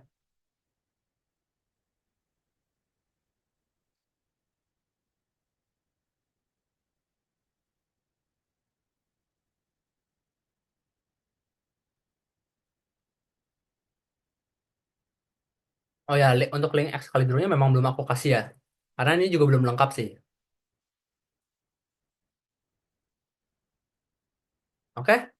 Nah, terus untuk step kedua berarti udah selesai nih. Kita udah nge-assign untuk semua klasternya. Nah, untuk step ketiga, kalian update nilai Centroid. Nah, caranya itu gimana? Pertama, kalian coba kelompokin dulu klaster satu ini ada berapa pasien. Ya kan ada satu, dua, tiga, empat, lima. Klaster 2 berarti ada pasien 4, pasien 6, sama pasien 8 di sini. Oke? Klaster ini bisa kalian anggap aja kayak kelompoknya. Kelompok satu ada pasien satu, 2, 3, 5, 7. Nah, cara update Centroid ini gimana? Update-nya itu adalah dengan rata-rata per masing-masing kelompoknya. Per masing-masing orang yang ada di kelompoknya. Oke? Jadi, karena di klaster yang dua deh, klaster 2. Klaster 2 ini kan dia pasien 4, 6, sama 8. Oke? Aku balik ke sini. Dia itu ada pasien 4, 6, sama 8. Kita perlu update per masing-masing atributnya. Ada 3. Itu tinggal kalian rata-ratain aja.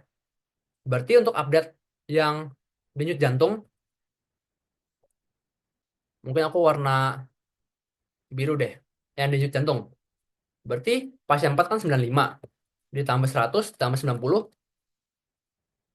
terus ya dibagi 3. Yang tekanan darah, ya berarti 140, ditambah 145, ditambah 135, dibagi 3. Yang usia juga sama. Kalian pakai yang usia dari pasien 4, pasien 6, sama pasien 8. Oke? Nah, kalau udah, berarti kalian udah dapet nilai denyut jantung yang baru, tekanan darah yang baru, sama usia pasien yang baru. Nah, itu akan menjadi nilai Centroid 2 yang baru. Centroid 2 yang baru itu bakal jadi 90, 140, sama 55. Oke? Nah, ini seharusnya udah selesai untuk K-means. Tapi di soal itu, dia nggak minta kita lakuin iterasi berapa kali. Dia cuma minta kayak gini doang. Biasanya minimal itu K-means dilakuin 2 kali iterasi. Biasanya. Tapi kalau nggak diminta, ya ini sebenarnya agak ambigu sih. Jadi sebenarnya udah selesai. Kita udah ngupdate nilai Centroidnya di iterasi satu. Nah, kalau kalian mau lanjutin lagi, di iterasi 2 kita ngulang lagi dari sini. Yang berbeda adalah yang menjadi pusat perhitungan. Yang jadi pusat perhitungan bukan pasien satu atau pasien 4 lagi, tapi jadi nilai yang ada di sini. Yaitu jadi 73, 120, sama 35, terus sama 90, 140, sama 55. Kalian gantiin yang ada di sini. Terus kalian lakuin sama, misalkan pasien satu, kalian hitung lagi ke sensor satu di sini, dan juga seterusnya. Oke? Nah, mungkin sampai di sini untuk kemis harusnya udah selesai sih. Dari kalian mungkin ada yang bingung atau ada yang mau ditanya.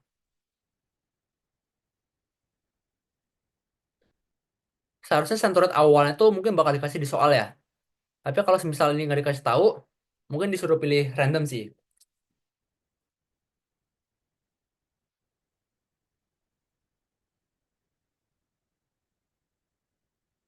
Iterasinya mungkin sebenarnya sekali aja atau enggak, itu tergantung dari soalnya sih. Tapi kalau mungkin nggak dikasih tahu, cuma kayak gini aja, saran dari aku, kalian iterasi 2 kali. Nah, kalau semisal di iterasi kedua, kalian update lagi nilai sentroidnya, itu masih sama kayak gini. Klaster satu itu ada pasien 1, 2, 3, 5, 7. Klaster 2 ada pasien 4, 6, 8. Berarti udah sama. itu udah selesai untuk K-means-nya. Tapi kalau misal ternyata setelah iterasi kedua, cluster satu atau dua ini ada yang berubah, ya kalau kalian mau iterasi ulang boleh sih.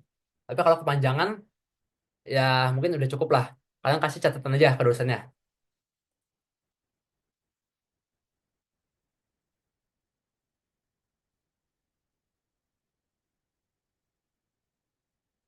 Ya bener, dianggap selesai itu kalau clusternya nggak berubah. Atau dia minta iterasinya itu berapa kali.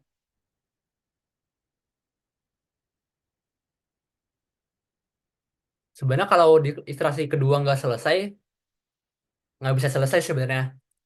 Ya tapi kalau kalian udah habis waktu, ya kalian kasih kesimpulan aja sih. Mau gimana lagi kan?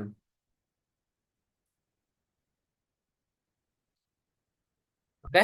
Jadi sebenarnya K-means itu bakal hanya selesai, aku tulis dari sini.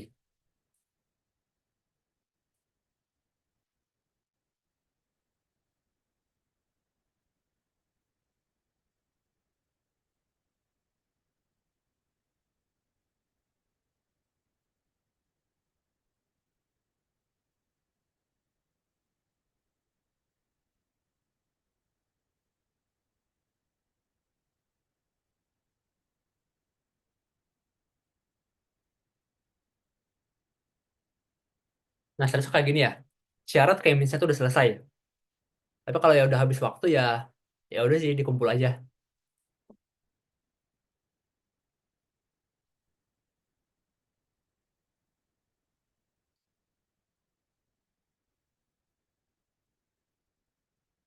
Oke? Nah, paling untuk K-means apakah aman semua guys? Oh ya, kalau ada yang mau nanya juga boleh di everyone ya guys ya. Biar yang lain juga bisa bantu.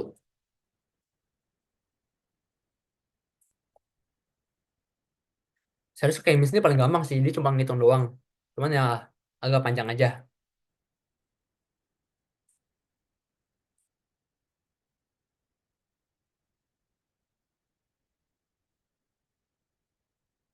Oke? Nah, paling kalau udah aman semua, kita lanjut ke bagian yang paling terakhir nih. Waktunya juga pasti overtime sih, tapi nggak apa-apa. Nah, bagian yang paling terakhir ini adalah ANN ya, atau Artificial Neural Networks.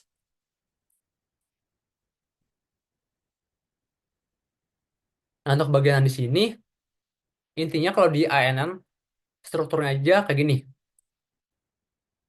Dia itu tuh ada neuron, ada input layer, hidden layer, output layer, terus ada juga weights atau bobot, bias, sama activation function. Oke? Itu beberapa komponen yang ada di ANN. Nah, cara kerjanya itu ada dua cara, bukan dua cara. Ada harus ngelakuin dua proses. Ada namanya itu feed propagation atau feed forward atau forward propagation, yaitu sama aja lah. Terus ada juga yang kedua itu proses back propagation. Oke? Nah, di forward propagation itu kita ngapain? Intinya kita perlu ngecari nilai output dan juga ngecari nilai error. Oke? Itu intinya. Kalau di back propagation, itu intinya kita melakukan evaluasi dan juga ngupdate nilai weights atau bobot sama nilai biasnya. Oke? Itu inti daripada dua proses ini. Oke? Untuk teorinya kalian bisa ya baca lebih lanjut, nanti aku kasih Excalibur-nya teman-teman. Oke? Nah, sekarang kita langsung ke soalnya aja. Seharusnya di kisi-kisi itu katanya sih dia bakal single perceptron. Nah, apa itu single perceptron? Dia intinya itu nggak bakal ada hidden layer. Cuma dari neuron input ke output. Udah selesai kayak gitu aja. Oke? Nah, jadi mungkin aku bakal bahas contoh yang kayak gini ya. Dia nggak ada hidden layer. Kalau dia ada hidden layer, dia bakal kayak gini gambarnya. Dia nggak langsung selesai. Tapi kalau ini, dia langsung selesai ke output. Oke? Nah, tapi ini saran dari aku juga, kalian coba pelajarin ketika ada hidden layernya juga ya. Kalian bisa baca di soal Word yang ada di sini. Itu tinggal kalian download aja dari Motionnya. Itu ada di exercise 2. Kalian klik, itu bakal ke download.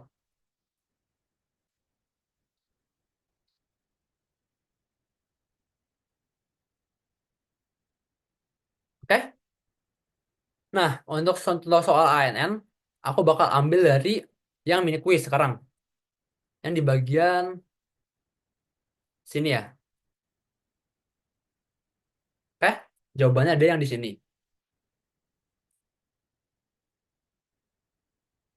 Nah, jadi cara ngerjain ANN itu gimana? Ya, pertama kita pasti udah dikasih komponen-komponen dari ANN-nya. Itu seharusnya bakal dikasih sama soal.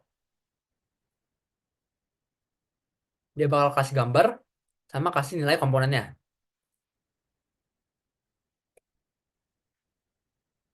Oke? Nah, setelah itu di sini kita perlu lakukan proses yang pertama yang tadi aku sebut dengan forward propagation. Oke? Nah, kalau berdasarkan dengan gambar di sini, karena dia cuma dari input ke output, rumusnya tuh simple.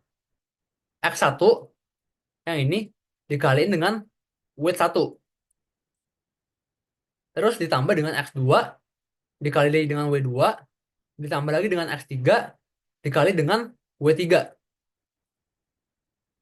Oke? Baru ditambah dengan bias. Tapi biasnya di soal adalah nol. Nah, rumus tadi itu untuk apa? Rumus itu adalah untuk mencari nilai Y input. Oke? Atau di sini aku tulisnya nilai Z. Nah, ini juga bisa dibilang dengan Y input. Terus cara ngedapetin outputnya itu gimana? Cara dapetin outputnya, kalian harus masukin nilai Z atau nilai Y input tadi ke dalam function aktivasi.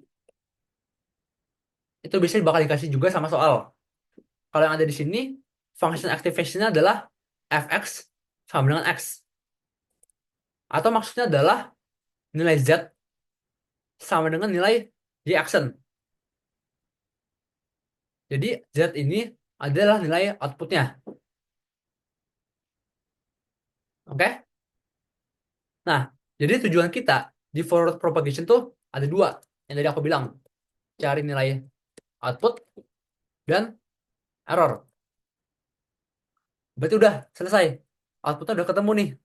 Minus 0,1. Nah, cara ngitung errornya juga gampang. Dia cuma masukin rumus doang. Rumusnya itu adalah setengah dikaliin dengan Y kurang Y action. Nah, Y-nya ini yang mana? Y-nya ini dikasih dari soal.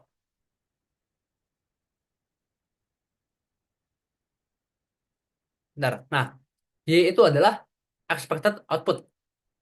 Atau output yang sebenarnya diharapkan. Yang diharapkan tuh nilainya adalah 0,3. Tapi kita dapatnya minus 0,1. Makanya nilai errornya tuh bisa kita cari. Karena kita tahu nilai yang diharapkan berapa sama nilai sesungguhnya yang kita peroleh dari perhitungan. Udah, tinggal kita masukin doang di rumus. Terus udah jadi dapat nilai errornya. Nah, dengan demikian forward propagation udah selesai. Udah dapat nilai output, reaction, sama nilai error, nilai E.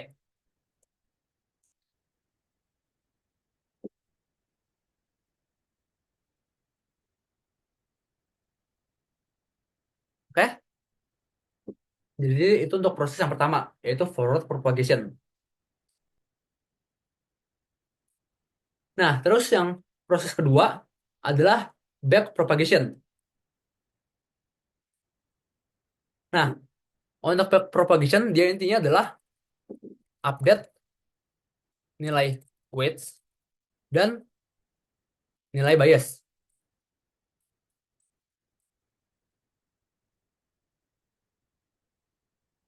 Nah, cara yang pertama itu apa yang perlu kita lakuin? Kita perlu menghitung nilai loss, yaitu yang output tadi dikurangin dengan expected outputnya. Kita dapat minus 0,4. Oke?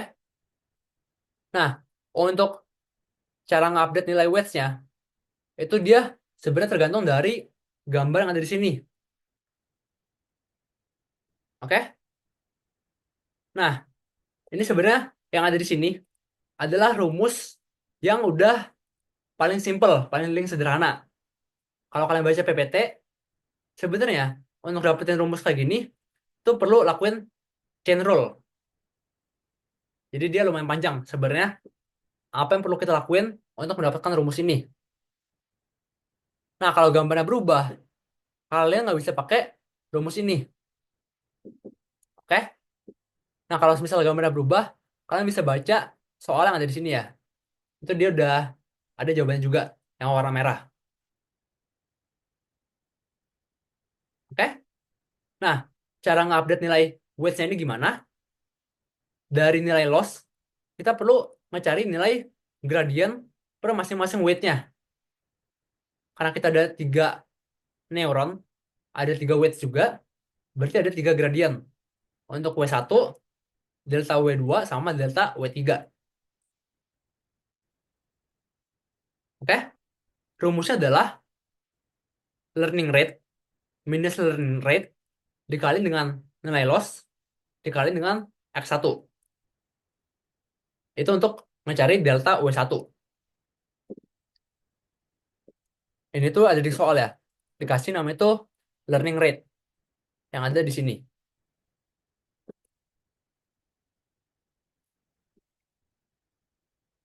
Oke?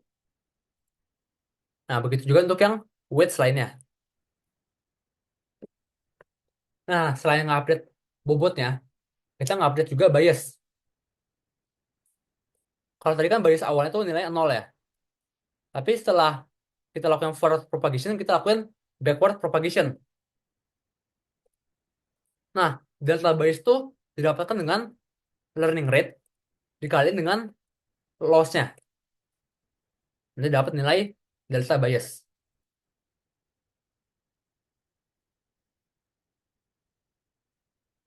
Rumus itu bisa dipakai untuk semua soal yang ada hidden layer.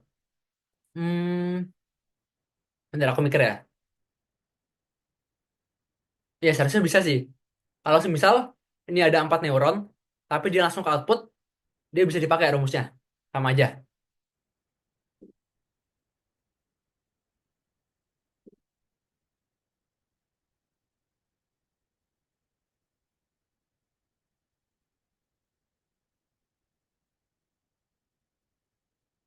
Nah, untuk nilai errornya atau MSE, biasanya sih bakal dikasih sama soalnya.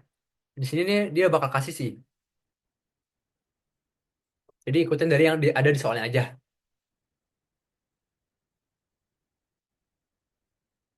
Oke?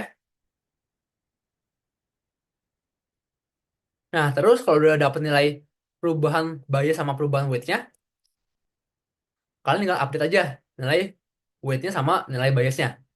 Berarti ya W1 action, W2 action, W3 action, sama B action adalah nilai awal ditambah dengan perubahannya. Terus udah deh selesai.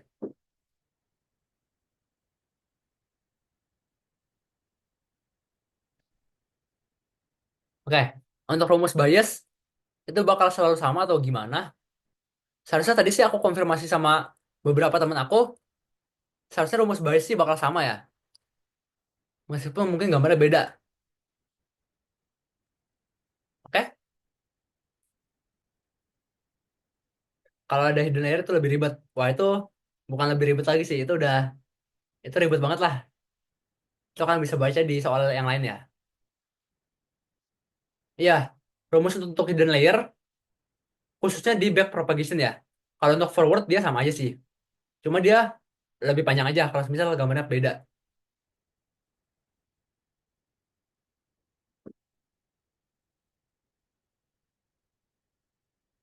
Nah, untuk nilai delta error berubah dengan activation function. Maksudnya gimana ya? Untuk yang INN yang di exercise 1 itu udah ada jawabannya di notionnya sih. Sebenarnya bisa dibaca aja. Sebenarnya panjang sih kalau mau bahas yang kayak gitu. Aku bahas yang ini aja. Soalnya dia lebih sederhana. Oke? Nah, terus kan yang diminta sama soal itu ngelakuin dua iterasi ya, yang B. Nah, berarti for propagationnya sekarang dia bakal pakai nilai W1 dari yang udah ke-update.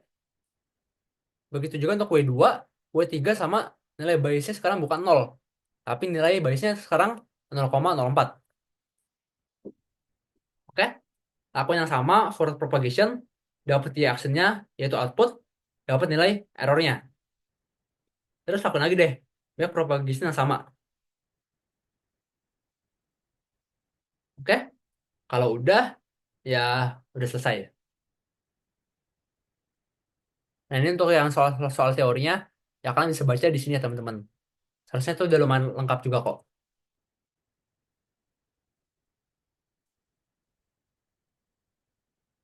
Oke? Nah paling untuk ANN itu kayak gitu. Terus mungkin untuk yang kayak ada hidden layernya, kalian coba bisa baca di Word sini, ataupun untuk yang exercise 1, yang di sini ya. Nah ini dia gambarnya parah banget sih. Ini dia gambarnya keren ya. Dia ada dua hidden layer. Ya ini kan seharusnya sih nggak mungkin ya kalau di WAS kayak gini ya. Ini udah insane lah. Jadi ini kalau kalian mau kayak gini, ngejawab soalnya tuh panjang banget. Ya kalian bisa baca aja yang ada di sini. Nomor 8. Ini aku juga nggak mau lakuin iterasi tambahan. Aku cuman sekali iterasi aja. Itu pun udah dua lembar penuh. Oke? Paling untuk yang exercise 1 jawabannya di sini ya. Untuk semua ini cukup untuk 2 jam. Ya, amin lah ya. Amin. Oke? Nah, paling untuk ANN kayak gitu. Dari kalian apakah ada yang mau tanya dulu, teman-teman?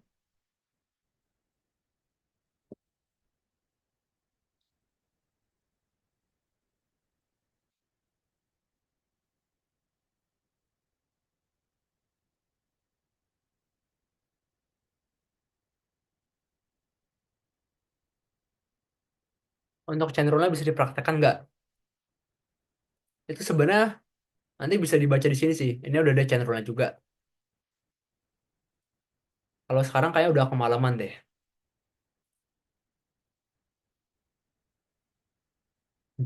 Tips and trick ada nggak ya? Ya paling tips and triknya ya kalian coba kerjaan yang gampangnya dulu lah. Yang menurut kalian gampang. Ya ini kan tadi kalian udah cobain keempat perhitungan ini ya. Ini ada gambar, ini ada 5 step, ini 3 step, ini juga 3 step. Ya kalian kerjain yang mungkin kalian yakin bisa selesai dan juga dengan benar. Ya semoga waktunya cukup lah. Nah itu benar tuh dari Mikal. Ya kita berdoa aja lah. Semoga soalnya bagus. Oh, untuk Excalibur-nya karena udah selesai aku kirim ya.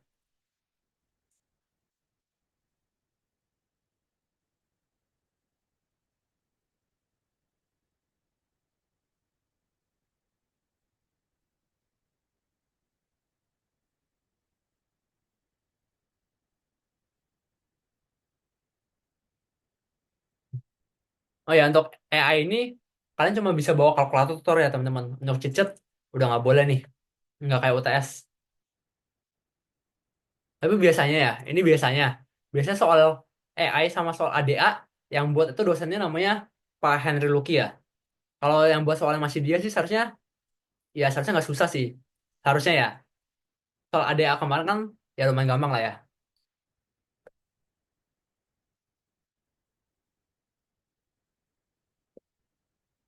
Oke, nah paling terakhir dari kalian apakah aman semua guys?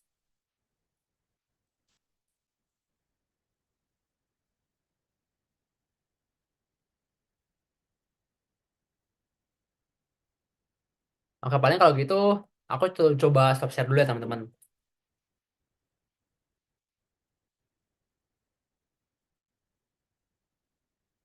Nah, paling sama kayak sebelumnya, karena kita udah selesai, mungkin terakhir kita bakal sesi dokumentasi ya teman-teman. Mungkin bagi kalian yang bisa open cam boleh tolong open cam guys.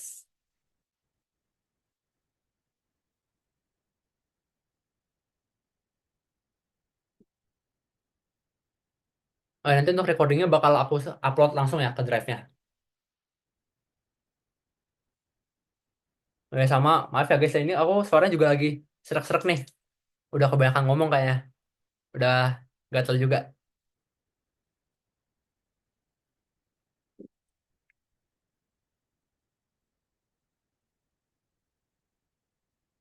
Oke guys, mungkin yang lain bisa open cam juga.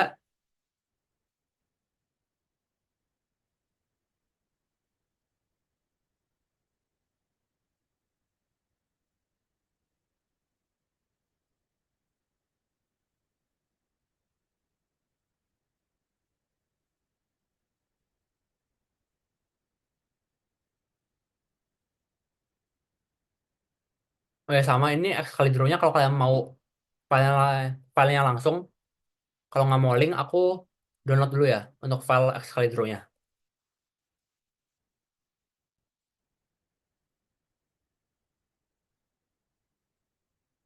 Aku bakal kirim di chat juga.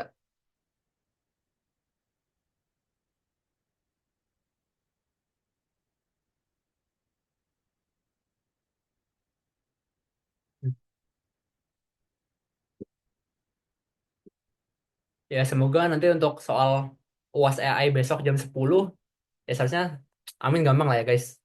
Semoga soalnya kayak Komnet. Amin. Oke, paling kalau gitu aku langsung SS aja teman-teman. Aku bakal hitung aja. 3, 2, 1. Sekali lagi. 3, 2, 1. Oke guys, paling cukup sekian ya teman-teman untuk sesi responsi AI kali ini. Thank you buat yang udah hadir. Dan ya kalau ada yang puji-puji, ya santai aja guys. Aku juga baru 27 kok. Kita semua orang biasa di sini. Ya tapi kita berusaha untuk bisa terus belajar dan juga bertumbuh. Ya semoga nilai kita juga bagus. Dan ya terakhir, ya aku kembalikan semua pujiannya juga kembali kepada Tuhan ya. Ya Soli Deo Gloria. Sama kayak yang ada di PP aku.